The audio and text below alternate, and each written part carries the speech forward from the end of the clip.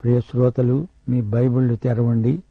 ఈరోజు మన పాఠం 2 దినవృత్తాంతములు 34 అధ్యాయం 15వ వచనం నుండి 35, 36 అధ్యాయాలు.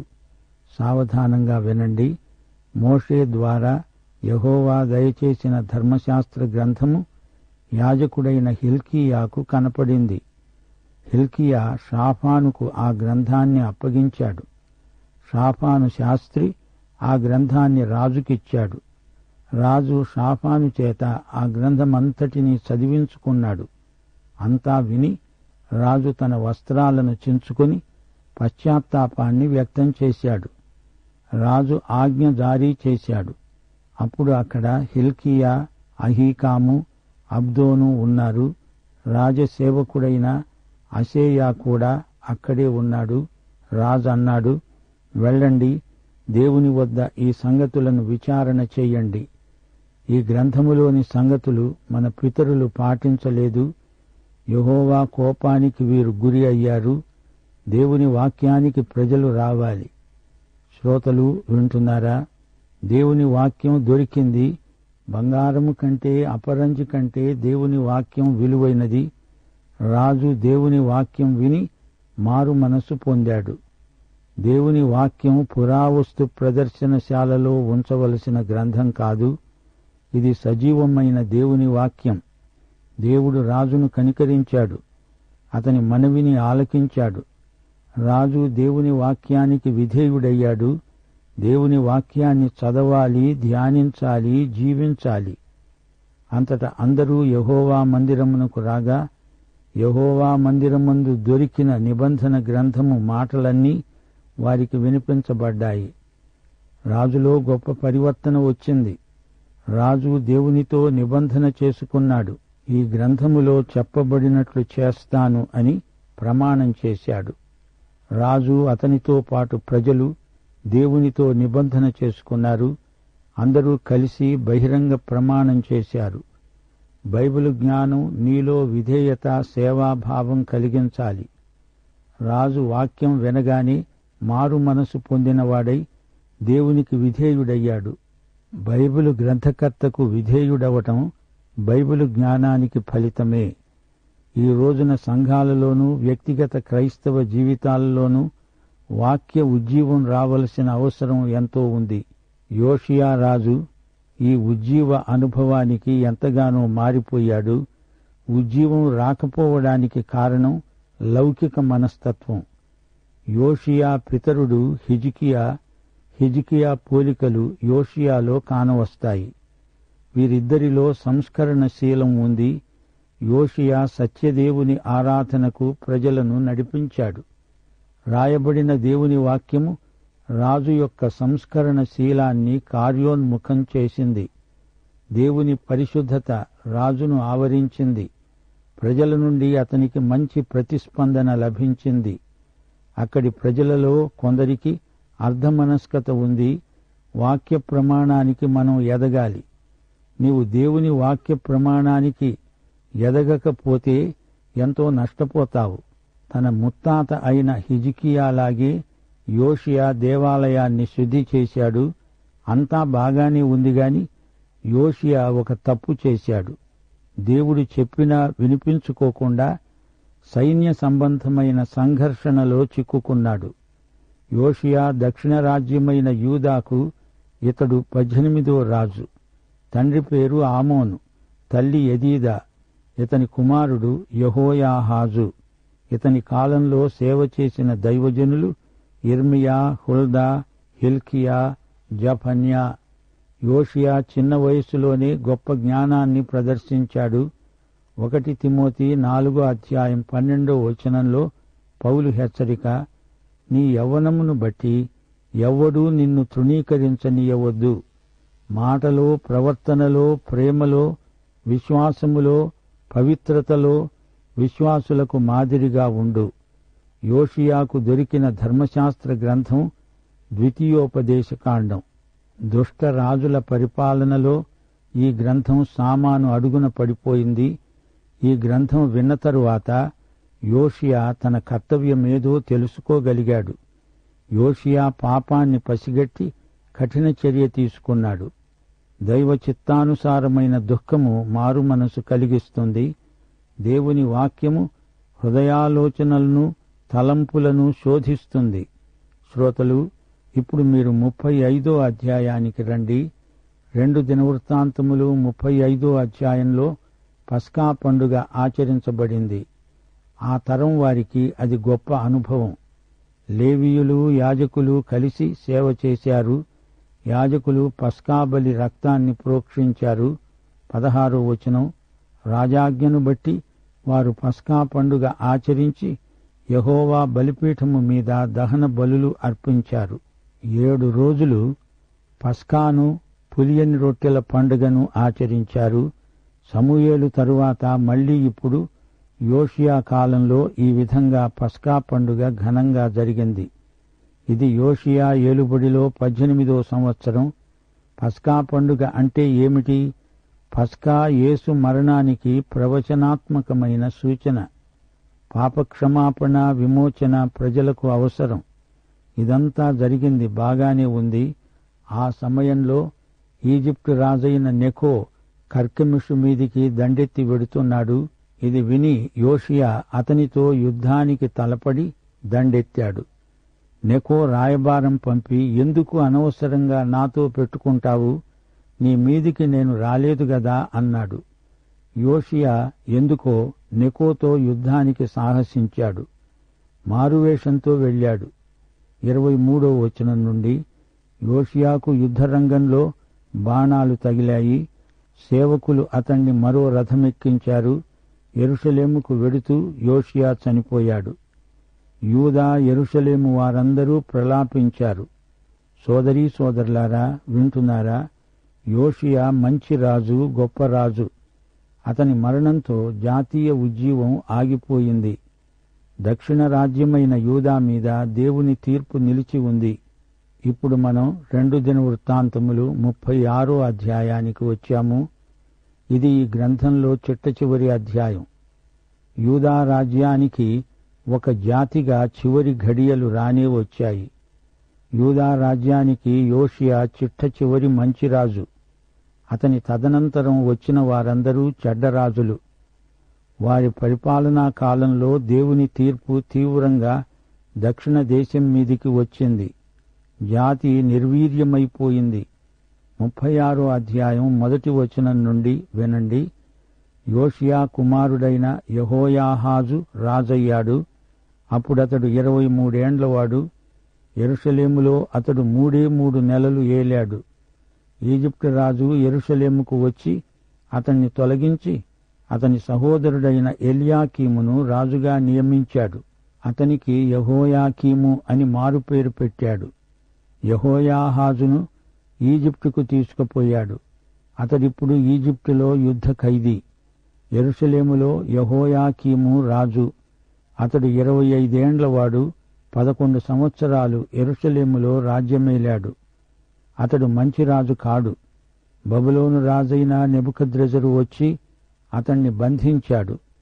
యెహోవా మందిరపు ఉపకరణములన్నీ బబులోనుకు తరలించాడు. వాటిని తమ గుడిలో ఉంచాడు.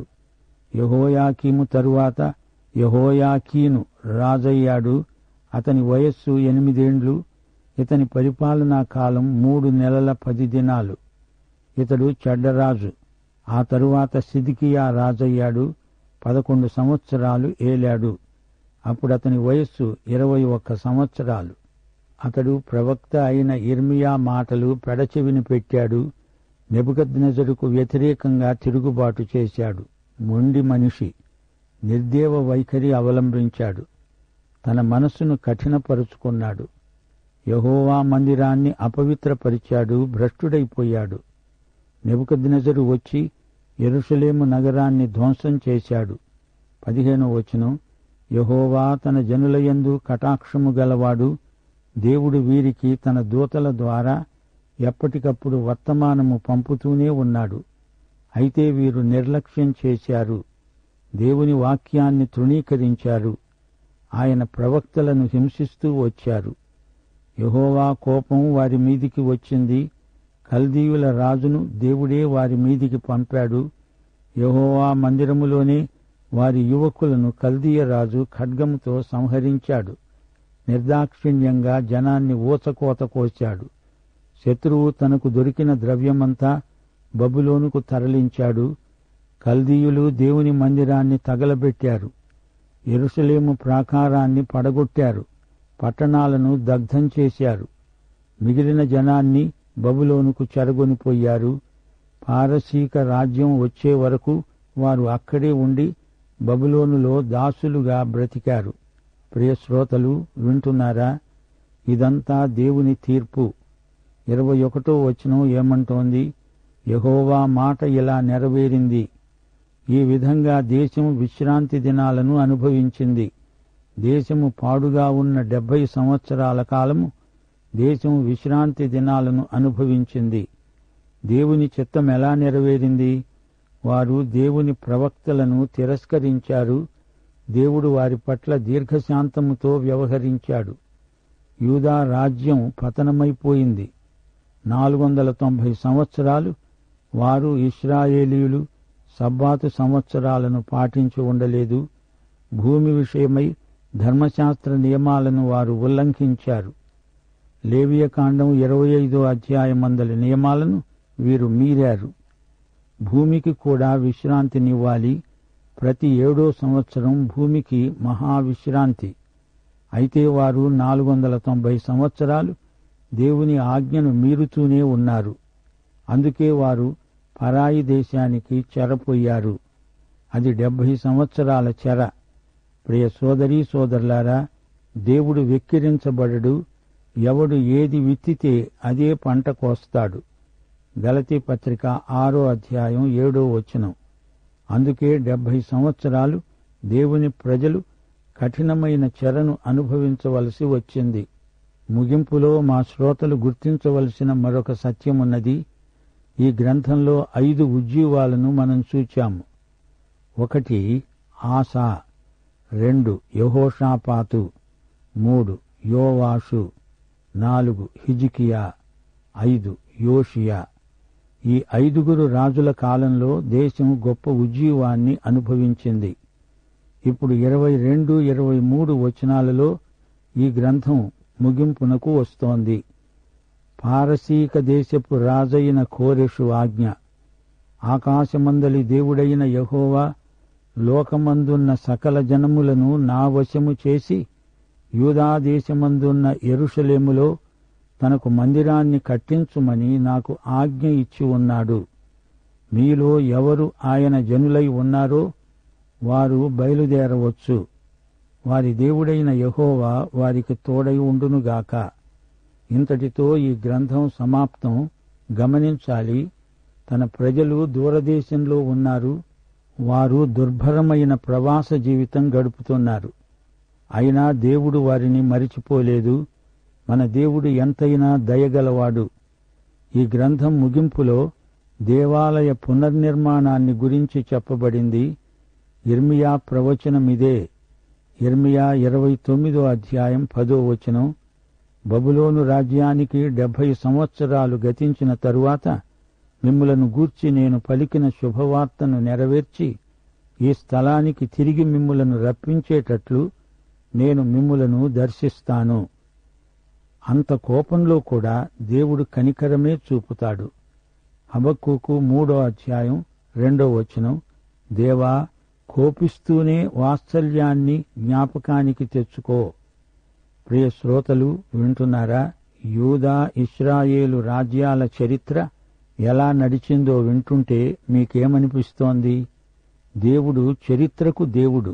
రాజులందరూ రారాజైన యేసుక్రీస్తుకు సామంతులు. రాజులకు రాజు త్వరలో రాబోతున్నాడు. యోషియా రాజు విషాదకరమైన మరణానికి గురి అయ్యాడని చెప్పుకున్నాము గదా. నెకో ఈజిప్టు రాజు. యూదా రాజ్యం గుండా నెకో సైన్యాలు వెడుతున్నాయి. బబులోనుకు మిత్రరాజ్యంగా ఈజిప్టు అష్షూరులో యుద్ధానికి తలపడింది. ఇది కార్కెమెషు యుద్ధం. అది బబులోను అష్షూరు మధ్య జరిగిన యుద్ధం. యోషియాకు దానితో సంబంధమేమిటి? అనవసరంగా ఈజిప్టు రాజును ముట్టడించాడు. ఇది తెలివి తక్కువ పని. దేవుని బిడ్డలు తమ తెలివి తక్కువతనం చేత ఇలాంటి చిక్కుల్లో పడిపోతూ ఉంటారు. దీనినే స్వయంకృతాపరాధం అంటారు. నా జోలికి రావద్దు అని నెకో చెప్తున్నా కయ్యానికి కాలు దువ్వాడు. మెగిద్దో లోయలో యోషియా రాజు గాయపడ్డాడు. మెగిద్దో లోయ ఎస్ట్రెలోను మైదానంలో ఉంది. ఇది చరిత్రాత్మకమైన స్థలం. ఇక్కడే దెబోరా, బారాకు కలిసి కనానీయులపై ఘన విజయం సాధించారు. ఇక్కడే గిద్యోను మిద్యానీయులను జయించాడు. ఇక్కడే దావీదు గొల్యాతును సంహరించాడు. ఈ స్థలమందే ఫిలిష్తీయులు సౌలు రాజును చంపేశారు. ఇక్కడే హార్మెగిద్దోను మహాసంగ్రామం జరగబోతోంది. ప్రకటన 16వ అధ్యాయం 16వ వచనం. హెబ్రీ భాషలో హార్మెగిద్దోన్ అనే చోట సైన్యాలు సమీకరించబడతాయి. సర్వాధికారి అయిన దేవుని మహాదినమున జరిగే యుద్ధానికి లోకమంతట ఉన్న రాజులు పోగవుతారు. జకర్యా గ్రంథం 12వ అధ్యాయం 11వ వచనం. అది మెగిద్దోను లోయ. హదద్రిమ్మోను దగ్గర జరిగిన ప్రలాపము వలనే ఆ రోజున యెరూషలేము ప్రలాపిస్తుంది. యోషియా మారువేషంలో వెళ్లినా చావును తప్పించుకోలేకపోయాడు. మొదటి రాజులు 22వ అధ్యాయం 30వ వచనం.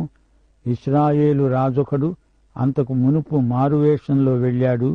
యోషియా సమాధి కార్యక్రమానికి ఇర్మియా స్వయంగా వచ్చాడు.